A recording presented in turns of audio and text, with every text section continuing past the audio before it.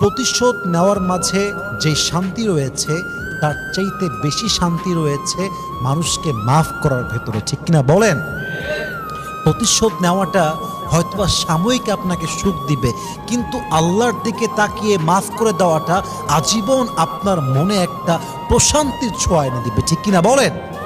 জীবনের যে কোনো পরিস্থিতিতে ধৈর্যশীল হবেন এবং সবাইকে মাফ করা শিখবেন।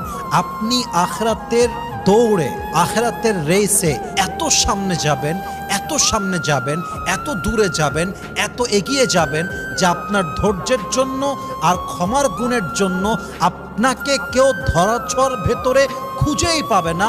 আপনি হবেন সেরা। You will be the best of the best and he will be the boss of the all bosses.